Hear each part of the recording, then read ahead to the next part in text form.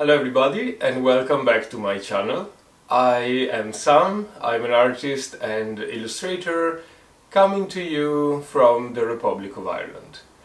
You can find me all around the internet looking for Irish farm art.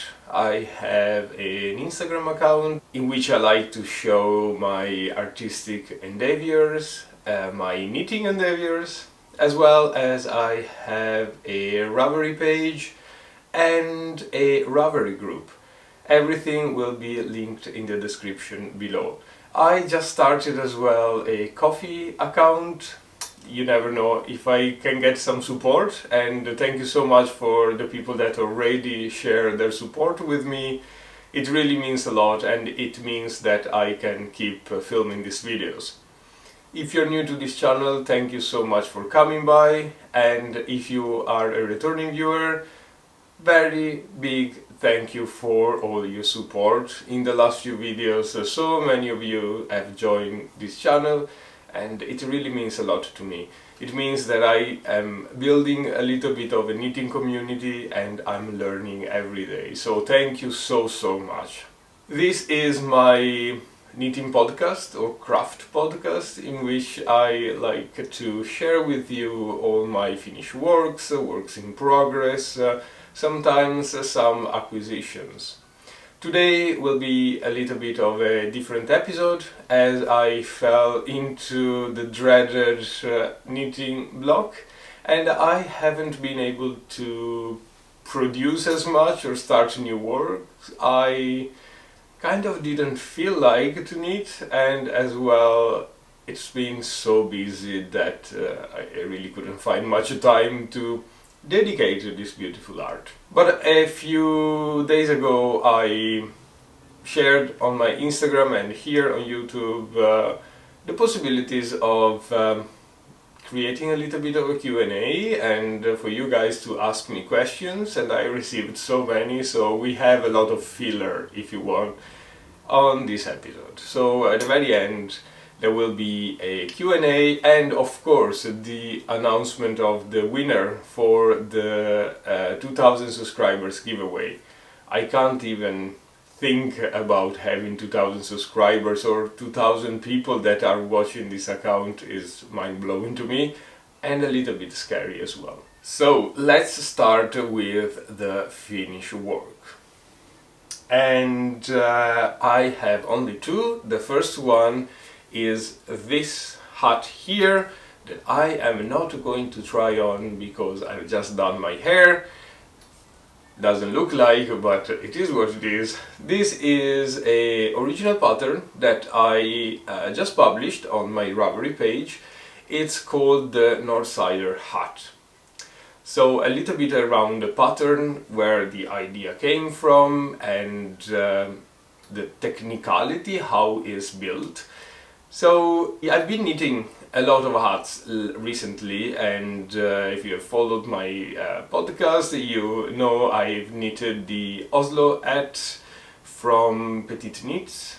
I think it is from Petite Knits. Anyway, I'm going to put all the links here, the description, the yarns and everything is below or on the screen. I have knitted that one. I have published another hat pattern, and I have tried to look for patterns on Ravelry, but without finding something that is not just style, but it is wearability as well, something that I would actually wear every day. And I wear hats every day, every winter. The Oslo hat has nothing wrong with it. It's just that it is a little bit too puffy for my liking. I've tried to go down a size, change yarn, but still the style is not really what I like on me, and it's kind of slouchy as well, so it doesn't really fit with my liking or my wardrobe, if you wish, but it's a beautiful hat. Anyway, looking into hat patterns and trying to figure out what I like, I came across to this hat here. This is a Commercial Beanie, you know the brand, and I bought it in a store, and it's the hat that I use the most, like literally ever. I put it on, it's quite classic, it's very fitty, and yeah, I don't mind the brand, to be honest, but you know, it's a nice style altogether. This is definitely machine knitted, of course, and is knitted flat. You can tell because there is a big seam in the inside. So I took a pen and paper and I tried to reconstruct the pattern, knitting in the round, and apply all the knitting knowledge that I acquired in the last year or so as an aspiring knitting designer. And this was the result. So it is knitted in the round from the brim all the way up to the crown. The brim has a nice feature that allows it to be folded or to fold almost automatically. Even if you leave it flat, you can tell that there is a fold here or that the fabric wants to fold. And that was quite a neat feature because it gives a precise fold and it fits really nice on your forehead. The fabric is composed by a regular knit stitch and a twisted purl stitch. It sounds complicated, but it's part of the way I kind of learned to knit.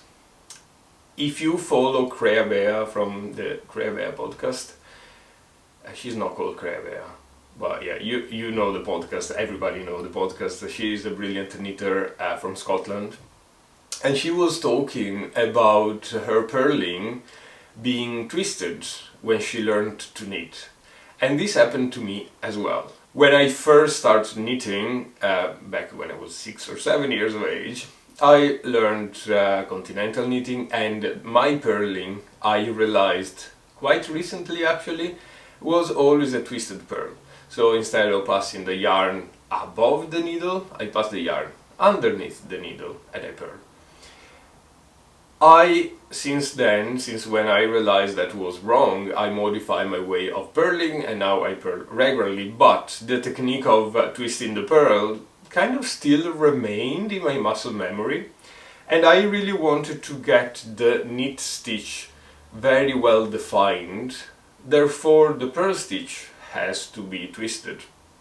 If you look at the inside, you see this beautiful knit and purl pattern. If you look at the outside, you see just a very neat,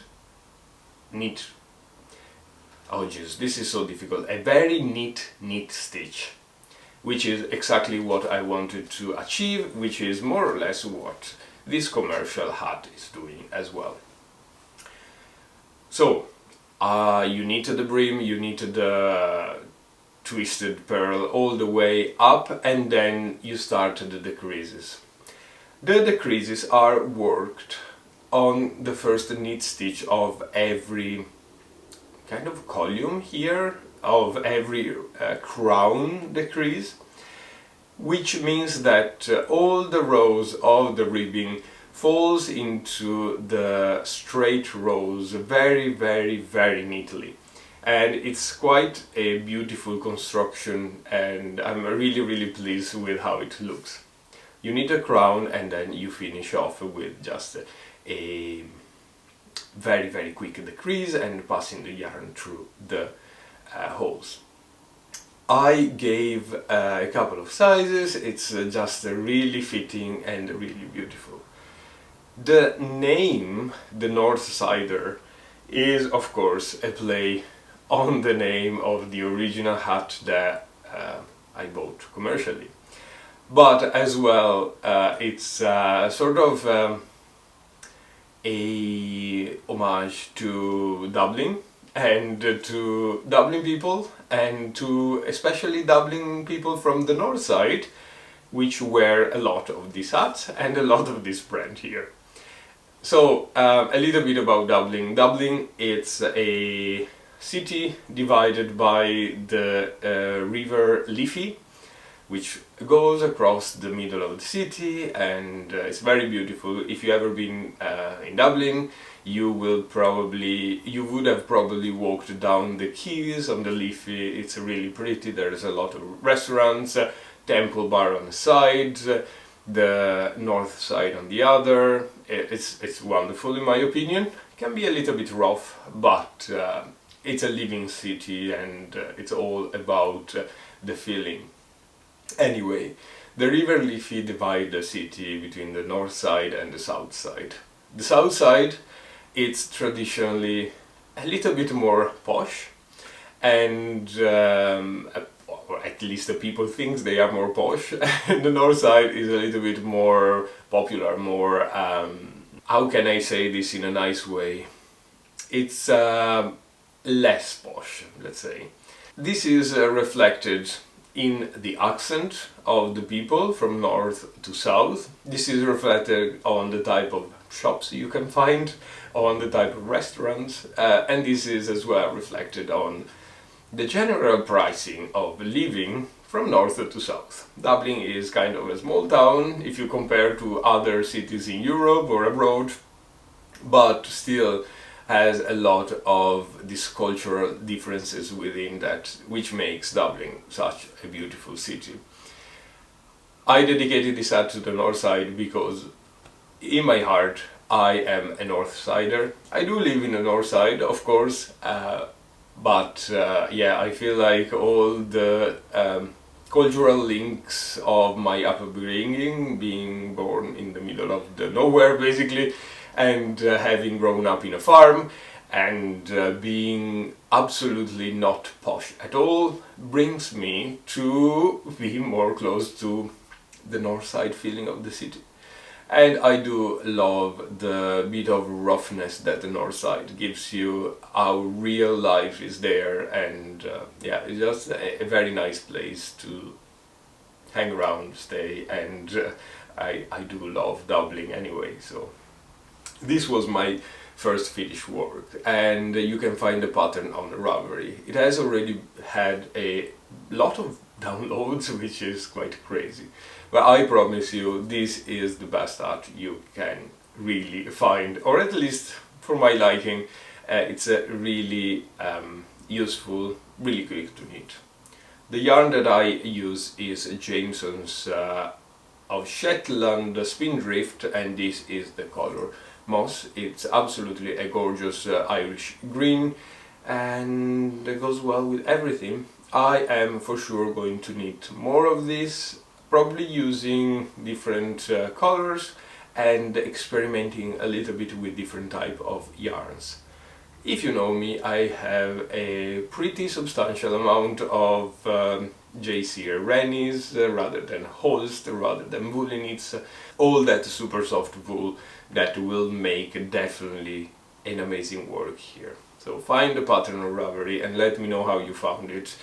It's really easy, once again, but introduce a little bit of a nice couple of techniques. My second and last finish work for this episode is, drumroll, a Christmas ball. So I am going to introduce you with the final Christmas ball for my very first advent calendar of Christmas balls or Christmas decorations. And you are hearing that well. I have finished the advent calendar. So, going back to the beginning, I have been knitting Arne and Carlos Christmas balls, all of them, literally, and I love them. And I found that they were just beautiful, amazing, but knitting on such a huge amount of Christmas balls, I kind of came to the idea of making my own. Not just following Arne and Carlos's construction, but reinventing the construction as well. So I came up with this little design. These are knitted completely in the round and only using the magic loop technique or circular needles. I haven't figured out yet how to knit these using DP ends. but I probably will, so stay tuned for that. As I mentioned, these are knitted in the round with a magic loop technique with a nice game of increases and decreases to make this lovely round spherical, perfect spherical shape. For these balls I use a DK yarn, in this case it's Drops Charisma, but any DK yarn can be used. The original idea was to knit 24 of these, or to create 24 designs, and partner with a yarn company rather than a publisher to create some sort of knitting kit for Christmas balls. That unfortunately didn't happen. Still open there. If any yarn companies listening, reach out to me. I'll be really happy to partner and create this. So to create a kit, I was saying to get all the 24 Christmas balls with the yarns in a nice little box and be able to sell it to people that want to make this. That didn't happen, and for a long time I was torn if knitting the 24 Christmas balls would have been a good idea or not, and a few weeks ago I actually completely stopped.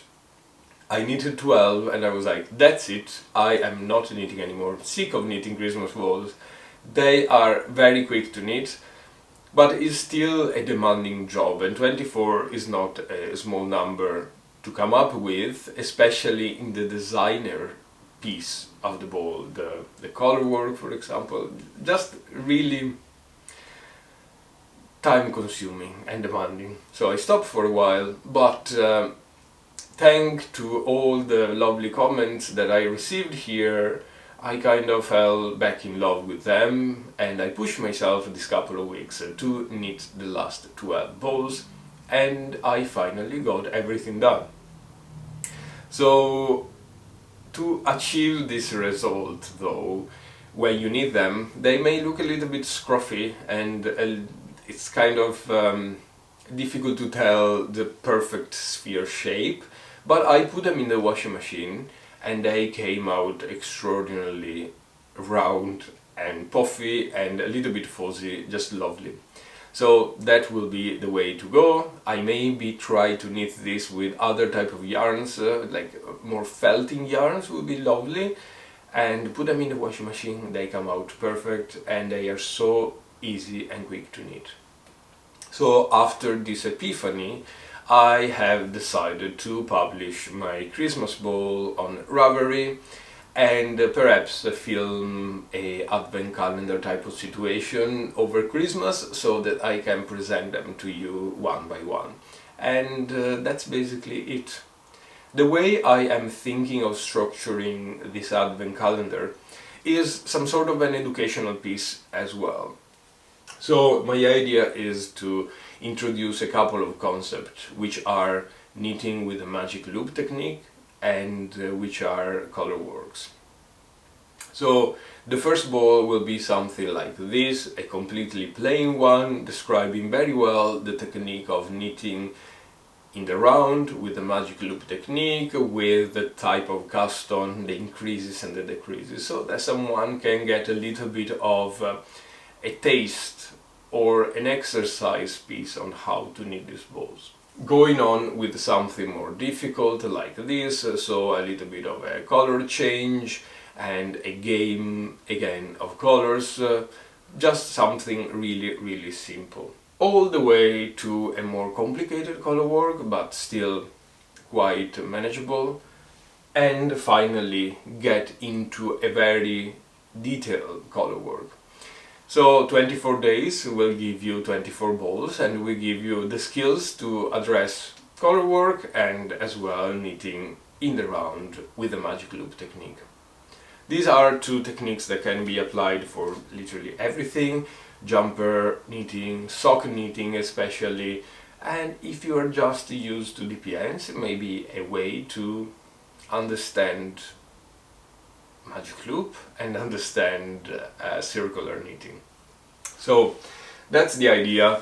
I am now in the process of writing down the pattern and putting that into a lovely, nice format, and then send it to a couple of test knits. And yeah, that's it, coming up with a pattern. It probably will be up by the end of August, considering everything, which gives us a few months to be able to prepare for the actual Christmas. And I think 24 is a nice number for kind of a small Christmas tree, or to get accents on your actual Christmas tree. So that was my second finished work. I am so pleased with that, you can't imagine. Which leads us into works in progress. And yeah, once again, I only have two. The first one being this one. It's a mess, it's dark, I don't know how to show you. So this is the Milano Cardigan from La Mana that I got here.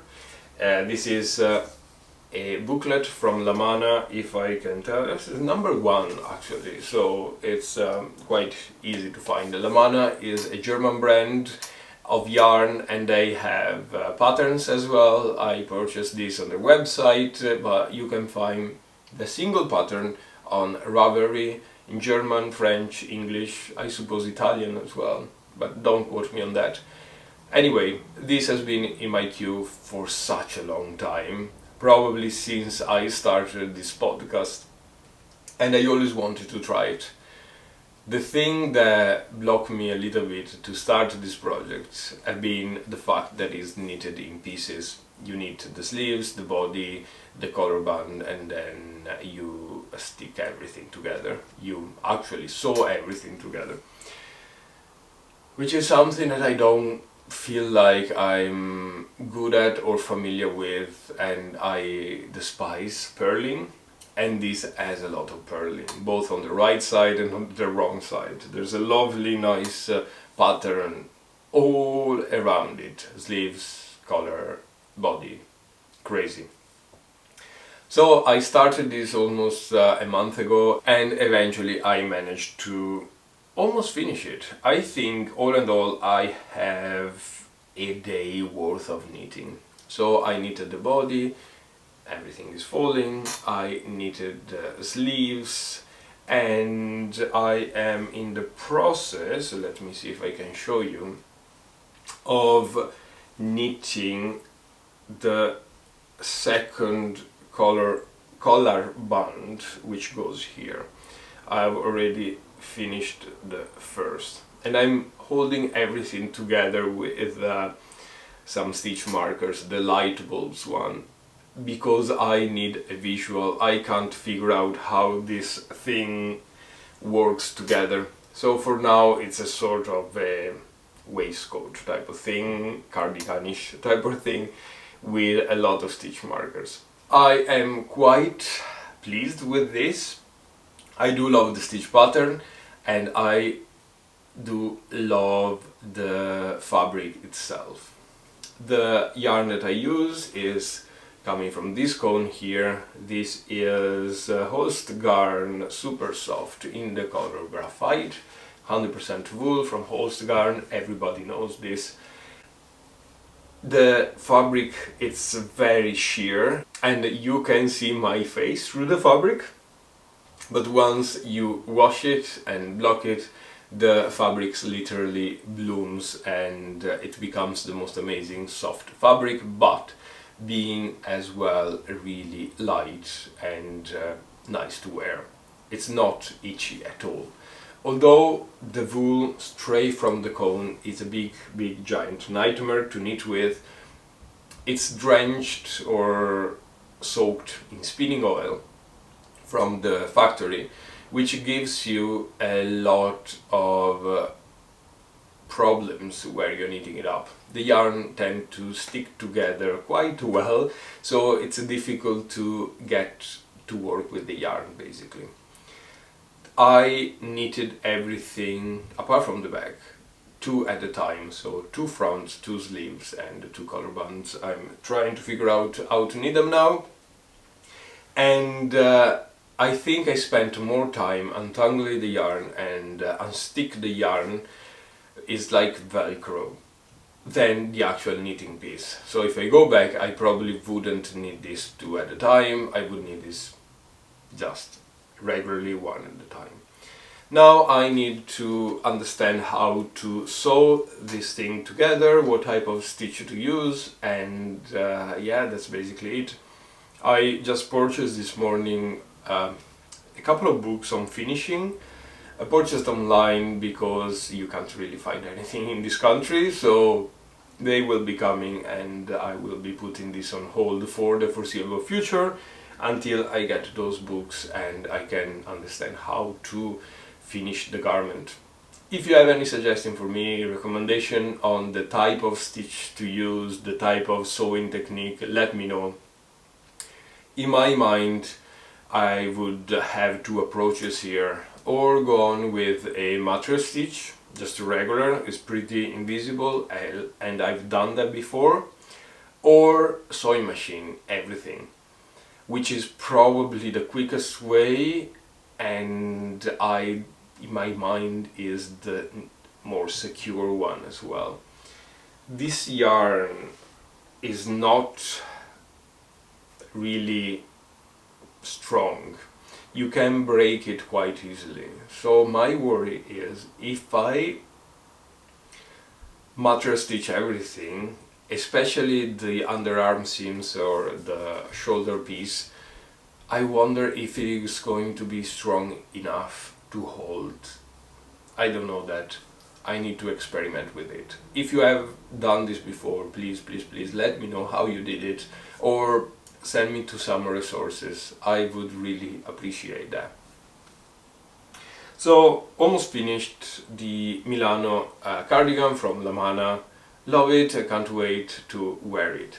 Something else I need to figure out is the type of button that I want, or even if I want buttons. I don't know. I was watching the other day Martin from the 360 podcast, and he was mentioning that in his bubble cardigan he didn't use buttons. So I wonder if that may be the way to go. I don't tend to close my cardigans. I would put buttons only for the show, but yeah, I wonder that. Anyway, once again, if you have any suggestion, let me know. And my last work in progress is this one. You have probably seen this before in my channel. It's been put a little bit in the back seat. This because, yeah, the knitting block made me put this in the back seat, and as well I wanted to focus on the Milano Cardigan and some other projects I'm going to talk about later on. But this is an original design of a jumper that I'm trying to write down. It's just the body with a little bit of a color work. This is the same pattern, or a piece of a pattern, that I use in what you would call my mother's jumper that I have finished a couple of weeks ago. I really loved that star type of Nordic type of pattern, and I wanted to include that little piece in this cardigan, in this jumper, sorry. So yeah, it is what it is. I am going probably to focus on this going forward once the Milano cardigan is finished, and I'm sure this will turn out in something quite nice.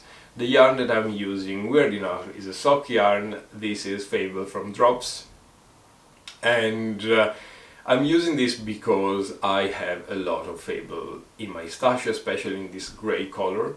And this comes after, this stashing comes after having knit a jumper in this yarn before.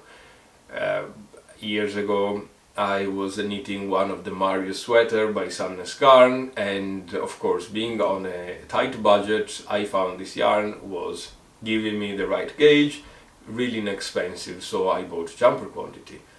Ended up that I am using the jumper on a weekly basis during the winter. It's beautiful, extraordinarily durable. I put it in the washing machine, I don't care, it's just very well fitting. The wool is not itchy at all, and it's just a great simple yarn with no pretentiousness. So I ended up buying another couple of jumper quantities of that yarn. It's been sitting there in my stash for a long time. I have probably changed my taste on yarn. I am probably going to avoid knitting in a 4-ply finger-away yarn. It's been crazy. This entire Lamana jumper is all light fingering weight. A strand hold single, so a lot of work, not much result, and yeah, so it's been there for a long time, and I finally decided to have a go, and I started this thing here. Still no idea about the construction. I have a couple of sketches done. I'm thinking another raglan as well as a drop shoulder, who knows. So far the only thing that I can tell is that it's knitted from the bottom and up, which is my preferred way of knitting jumper so far. Anyway, that is it. Nice pile of wool. It doesn't smell really cheap, it smells just as commercial yarn. That was it for the knitting side. So why have I been not knitting very much? And this is because the first thing that I've been doing is working on releasing my jumper pattern. This is a jumper that I knitted a few months ago actually, and I finally wrote up the pattern, and I am currently working with a tech editor to get all the sizes done, a massive array of sizes. I think it's about 12, 14 sizes, and I couldn't have done that without my tech editor, which I thank a lot. It's a brilliant work that she's done, a massive amount of work. And working with me is not easy because I do have my design idea and I want that specifically written down in the pattern. So the topical thing, or the particular thing of this jumper, is that there are a lot of short rows, which make me think of calling it the short rows jumpers, but I am sure it's not the right name, or I'm sure I will come up with something more appealing. Short rows because it's a great way to fit your jumper to your body. I have short rows in the back, the front, on the sleeve cups, everywhere. And I was really trying to get a male body to be fitting this jumper, because we have so many beautiful jumpers on Ravelry, on independent designers, on publications that are made specifically for women, and that we, men, translate into a male pattern, which sometimes is not really fitting much. The bust has different shapes, the waist has different shapes, the sleeves as well, the shoulders. Something that I found really interesting is how the shoulders are different male to female, and how this translates in writing a pattern. So everything said, this is a raglan jumper with a particular construction to fit a male body. Not saying this can't fit a female body, just needs to place the short rows in different part of the jumpers, and I am trying to put everything in the pattern as well, which makes everything completely very difficult, because you know, when you put short rows, then the stitch number is the same, but it's placed at different levels. So it was just a big nightmare to come up with stitch counts by sizes. So yeah, it's a crazy amount of work, and I am probably gonna spend a fortune on tech editing, but it's absolutely worth it. I am starting a Google form to come up with, to ask for test knitters. I have a huge array of sizes, so keep in mind this if you are interested in starting a jumper like this. For a male body this would be great, for a female body as well. The color work is really simple, but it's a nice little accent and really popping. The thing that I want to get out of the test knit is to understand if the shape really works with everybody, and if it's actually, if the stitch counts are finally correct for the sizing. This is because I trust 100% my tech editor. At the same time, I am wondering if pure math would work with actual bodies.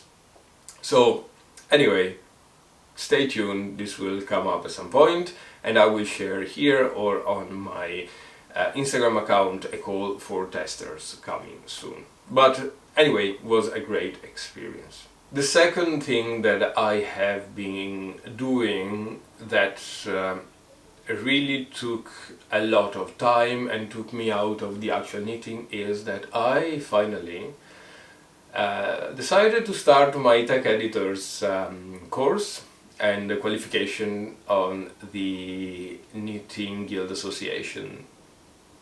I was asking about your opinion in my last podcast, and everybody were super supportive, and I finally took the hit and I applied for the course and I actually started it. So the course is 18 months long and is divided in lessons, and every lesson has a lot to learn and as well a lot of exercises. So I've been focusing a lot in reading up, taking notes, and as well starting the exercises. You work with a tutor, so you can ask a lot of questions, and it's a very well structured course, and I already can see how it's giving me a lot of food for thought and best practices and techniques that I can apply with my pattern writing. The simple thing that I really realize is how the formatting of a pattern is important, and how I am probably putting a little bit too much of a personal flair in my formatting of a pattern, which is good for an artistic point of view. It's probably not on a reading point of view or user friendliness point of view. But anyway, that's happening, so it's taking a lot of time as well, and considering that I have a full-time job, it's quite interesting. But I am really pleased that I started that. So last week, when I received the first bunch of materials, I went down to Eason's, which is our bookshop, and I started buying the books and a notebook, a folder to keep all the documents in. I felt really like going back to school, which was really funny, but a really great and warming feeling. And I'm mad for stationery, so yeah, that wasn't good on my pocket. Anyway, it is what it is, it's happening, I'm really happy, and it probably gave me a boost of desire to grow more in this field. And you never know, I may in the future decide to work or help some other designer with my newly, hopefully acquired test knitting skills and qualification. Who knows? But it's just a nice way for me to grow more in my knitting skills. So this leads us to the end of the knitting piece, which is a very short acquisition session. In the acquisition side, I have a lot to come, a lot of yarn actually that I bought with my last paycheck last month, and so many books, but really nothing has arrived yet, so you will be still waiting, and hopefully in the next couple of weeks we get through. But from one of my local shops, and by the way, I have published a video on how to buy yarns from Ireland in Ireland and from abroad, so check it out. I link it below in the description as well. From one of the shops that I was mentioning in that video, I bought this yarn here. This is Regia sock yarn, 4-ply, easy peasy, everybody know that, but I still feel like not enough people know this yarn. I was working last week for a couple of swatches because, surprise surprise, I applied for the second edition of 22 Weeks of Socks by Line magazine. So I was working on swatches for that, and I found myself jumping from a yarn to the other, and I found that this was the best yarn I could actually find for swatches. The characteristics of this yarn are that, first of all, it's rustic. What does it mean when I say rustic? And I've received this question a lot. Rustic, in my mind, means that is woolly, that the fibers tend a little bit to stick together, something like in the fashion of this Ulster garn here, that is not superwash, that is not slick, that is not falling off the needles, but it has some tooth. And it's something that I could find with this yarn. It has a little bit of a tooth, a little bit of a wooliness that makes it so beautiful and work very, very well for any type of knitting, socks, colorworks, hats, jumper patterns and stuff like that. It is a 75-25 wool and polyamide, of course, to give strength to the sock, but is not machined work too much, in my opinion, and still it retains that loftiness, that rusticness that I'm so very much seeking in a yarn. It may be a little bit expensive. I bought these two balls for about €9 each, and these are 90 grams of yarn. But considering the alternatives that we have in this country, for example, you end up or spending nothing and going to a drops yarn or a pure acrylic yarn, or to spend a big amount of money on hand-dyed yarn or super high production quality yarns that I can't afford, literally. So I think this is a very good common middle ground for sock yarn. And yeah, that's all what I wanted to say. It's a Regia 4-ply, another German brand that does amazing stuff. So, before starting with the Q&A, I would love to announce today winners of my 2000 subscriber giveaway, and I will put their name here on the screen. The winner is Ali van der Molen. I'm sorry if I'm butchering your name, but if you want to receive the prize, please send me an email.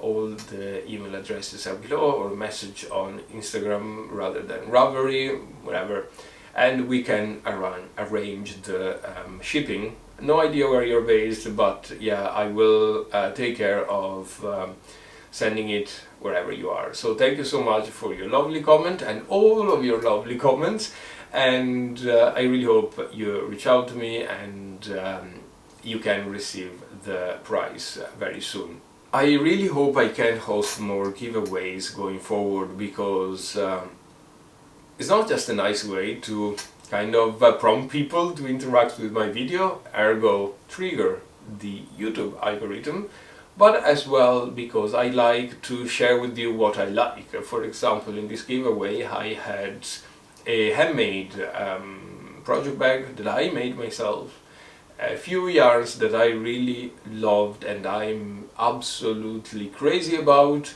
a hand-dyed yarn that is just mind-blowing to me, and one of my patterns. So a lot of things that are really dear to me that I want to share with you, and I really would love to know if you like them as well or how you use them. So it's a really meaningful piece, and I really hope I can keep doing these giveaways, maybe with the 3000 subscribers if I've ever be there. Anyway, that was it. Congratulations, Ali, and please reach out to me. So, Q&A. If you are interested in learning a little bit more about me, please keep watching. Otherwise, if you've been interested in the knitting content only, thank you so much, and I'll see you with the next episode. Q&A wise, I ask Instagram and YouTube to ask me questions, anything that you may be interested in. And I received a lot of questions, mainly personal questions, which made me realize that I didn't really share much with you on my personal life. And this because probably I am not familiar enough with social media, or some personal stuff are personal and I'm not feeling like to share them on the YouTube or Instagram, but I will try to answer some of the questions. The first that I received, which is really interesting, is how I find knitting life and life in general in the UK, and how I source yarn in the UK. Unfortunately, I'm not able to answer this question because I have never lived in the UK myself. I visited a couple of times, but that's basically it. I live in Ireland, in the Republic of Ireland, which is a separate country from the UK. Probably used to be part of the United Kingdom back a century and so ago, but since then Ireland has become an independent republic and it's part of the European Union, so I'm not able to answer the question. I think the UK lives a wonderful life, and it's much easier than in Ireland, to be fair, to source a yarn and to find beautiful young brands as well. I would put down here a couple of podcasters that actually live in the UK, and you may check them out. The usual suspects are Ruth Loves to Knit, the Crebe podcast that I just mentioned, Martin from Knit365 that I mentioned as well, and Ellie from Scandier Knits, and yeah, I think that's pretty much it. A lot of podcasters that can answer very well that question, but from my side, I live in Ireland. How comes that I live in Ireland? This was another question that was pretty common. So, I am originally from the Venetian region in Italy. I was born in a town very close to Venice, and I was raised there in a farm. My whole life has turned around that region. I have all my family there, all my relatives there. But since a very young age I fell in love with Ireland. I had the chance to visit here with school, and as well one of my cousins moved here almost 20 years ago, probably a little more now. And yeah, I was really in love with Ireland, so since a very young age I had this obsession, and I decided after graduating from university to move here and build my life here. So I studied law, and I graduated in law from the University of Padova, and almost a week after my graduation I moved to Ireland, where I settled. I took the bar exam, I became a lawyer, I started working in law firms, tech companies and so on. And yeah, my life has been here since then. It's now almost 10 years, and I feel like I'm becoming Irish, and Irish, more and more Irish day by day. I actually applied for Irish naturalization for the citizenship a few months ago. Hopefully the papers will come and I will be fully Irish, and they will assign me a leprechaun as well. By the way, I don't know if you can hear the noise, my neighbors just decided to start working. It's so annoying. Hopefully that doesn't disrupt this video at all, but you never know. it's actually really annoying. Well, I ended up closing all the doors. Hopefully the noise won't disturb us, but it is what it is. Anyway, what was I saying?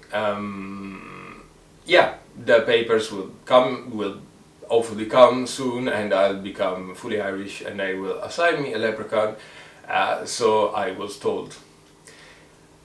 The next question is how it comes that I am experimenting with art and crafts, and as well being a lawyer, and how I manage my time.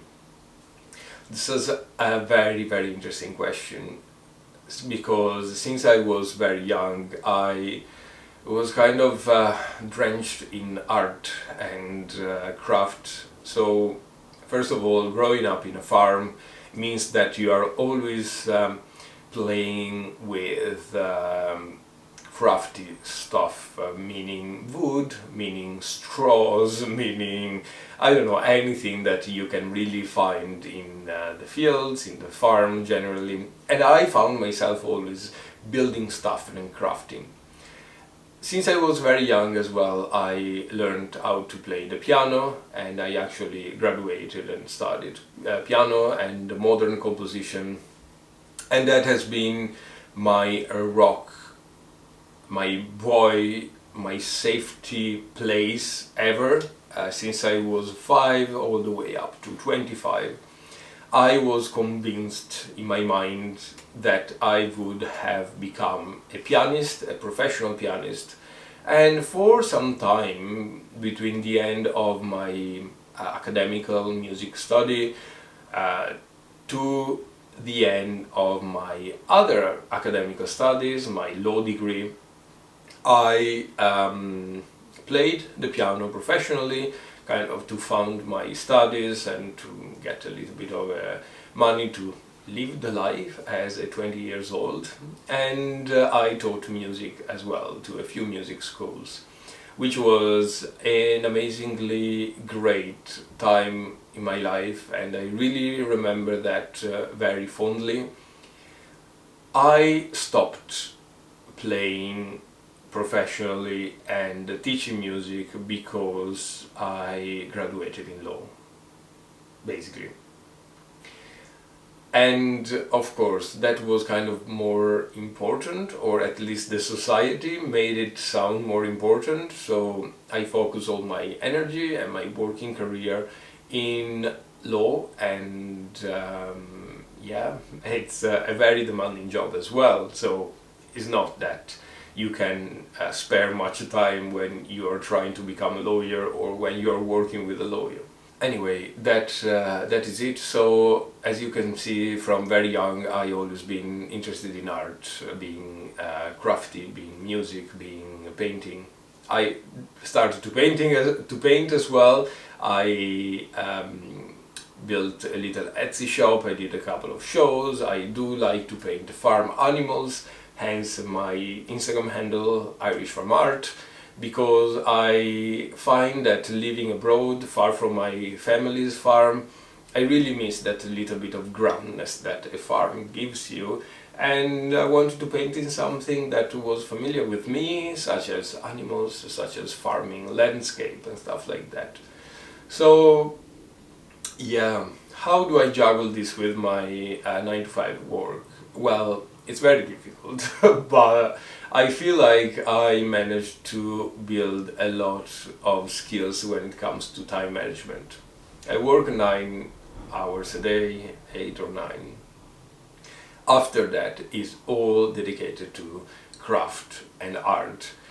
I feel like that gives me my mind space, my concentration, my way to deal with what happened in work, and way to deal with my mental health as well. And it helps a lot. It's a very, very good outlet. So it became sort of natural to spend my free time making art or knitting, which is, yeah, I don't know if this answers your question or if it's just, yeah, it is what it is. But when you feel that urge to make and craft and get an outlet, it becomes really natural to you. Also because I have to say, law is a really sterile environment. There's not much space for creativity. So, being a very creative person myself, I would die if I didn't have this outlet. Hopefully this answers your question a little bit. Another question I have is around knitting and what technique of knitting I use, if I can show that on camera and so on. So, showing on camera, I did a couple of tutorials, but I found myself not being a tutorial person. I don't have the equipment to film tutorials, and I do not feel like I'm articulated enough to explain easily to people what I'm meaning. It comes kind of natural and then it gets lost in translation. But yeah, my technique of knitting, I learned to knit from my grandmother, and she used the continental knitting style, passing your yarn, keeping your yarn on the top of the finger and going through. I learned to knit flat with those big stray needles that people used to use, probably some still use today, but very soon when I grew up I found myself leaning towards knitting in the round or using wires needles, circular needles. And that's basically it for my style. The type of yarns that I like are, of course, rustic yarns, woolly yarns. This is not to say that I don't have or I don't have had acrylic yarns in my knitting project or in my stash. Especially when I first moved to Ireland, I was on a very tight budget, and I had to get the yarn that I afforded, which was 90% acrylic yarns or synthetic fibers. I got a lot of synthetic fibers in my stash before, and then I went through a phase of getting rid of those. And I gifted them to local schools, charity shops and stuff like that, and I tried to build my stash with a more natural array of yarns.